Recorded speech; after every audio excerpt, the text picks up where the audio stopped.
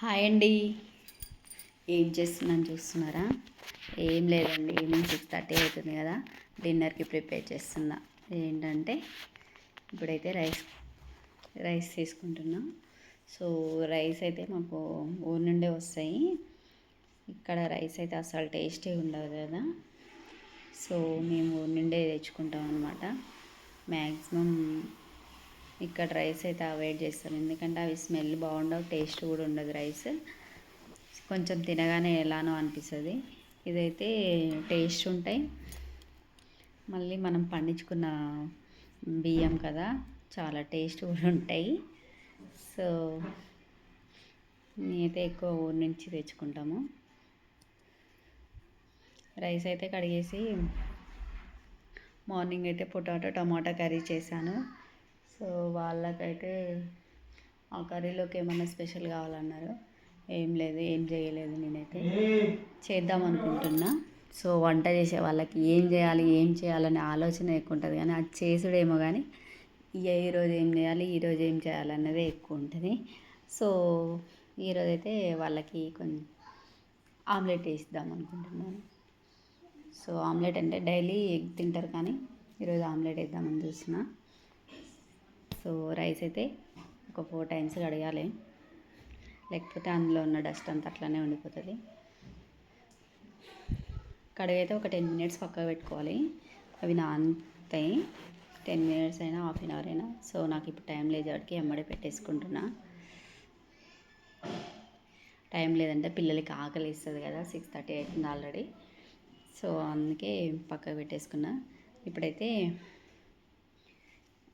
Egg ఆమ్లెట్కి prepare చేస్తున్నాను అనమాట. So ఎవరికైనా వంట చేయాలంటే అది చేయడమేమో కానీ ఈరోజు ఏం చేయాలి రేపు ఏం చేయాలి ఆ ఆలోచన అనేది చాలా పెద్ద ప్రాబ్లం అయిపోతుంది.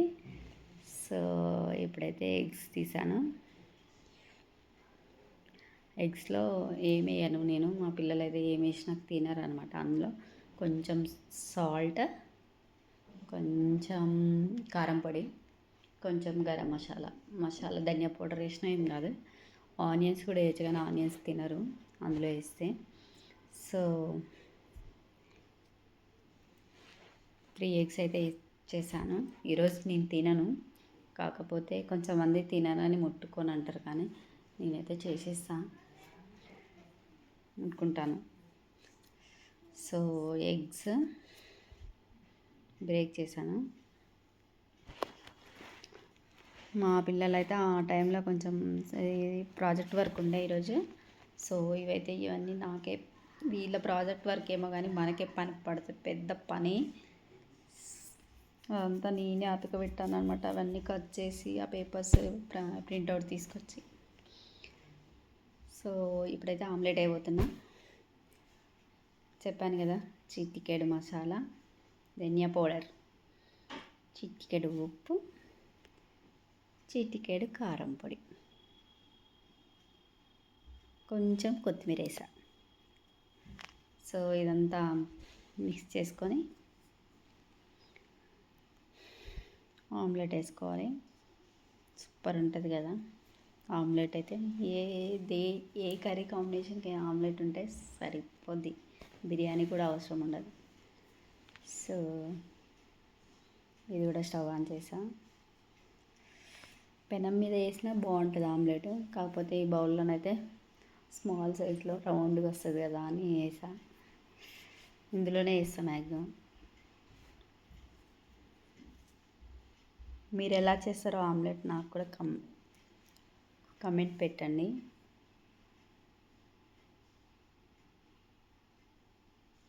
సో ఈవినింగ్ అయితే ఇలా ఉంటుందండి. హోంవర్క్స్ అయితే వీళ్ళకి 7 to 7:30, 8, 5 to 6 కరాటీకి వెళ్తారు. వెళ్ళొచ్చిన తర్వాత హోంవర్క్స్ 1 hour చేసుకుంటారు. సో వాళ్ళ హోంవర్క్స్ ఏమో కానీ మనకే ఉంటుంది కదా, చాలా పెంట.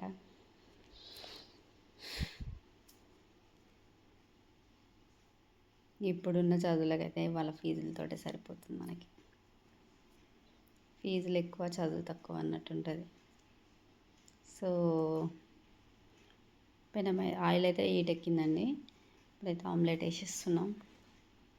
ఏ షేప్ వచ్చినా నన్ను తిట్టుకోవద్దు. సో బాగానే వస్తుంది,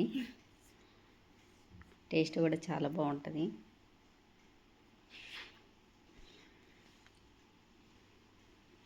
ఇది ఆమ్లెట్ షేప్ అయితే.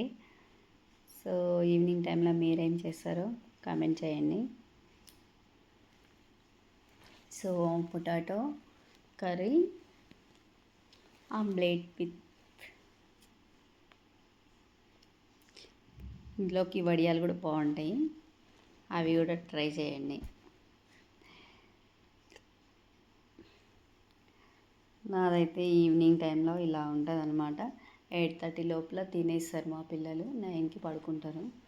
నేనైతే కిచెన్ అవన్నీ సర్దేసరికి 9:30 10 అవుతుంది.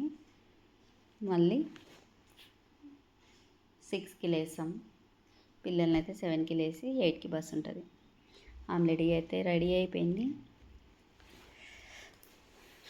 వేడి వేడి ఆమ్లెట్. మీరు ఎలా చేస్తారో నాకైతే కామెంట్ చేయండి. ఆమ్లెట్ ఇలానే చేస్తారా, ఏమన్నా వెరైటీగా చేస్తారో అది కూడా చెప్పండి. నా ఆమ్లెట్ అలా చేయకూడదు అంటే అది కూడా కమెంట్ పెట్టండి, ఎలా చేయాలనో చెప్పండి. సో ఫైనల్ ఆమ్లెట్ లుక్ అయితే ఇది. 2 ఆమ్లెట్స్, చిన్నోడికి పెద్దోడికి. మా పిల్లలు హోంవర్క్స్ ఇంకా అయిపోలేదు, తంటాలు పడుతున్నారు. కరాటే చేసిన నా మీద నన్ను కొడతాడంట మా ఊరు. మా చిన్ను అయితే పెద్ద కోతి, మా పెద్దోడు సైలెంట్. ఎవరింట్లోనైనా అంతే ఉంటారు కదా, పెద్దోళ్ళు సైలెంట్గా, చిన్నపిల్లలు మస్తు యాక్టివ్గా ఉంటారు. So okay, thank you.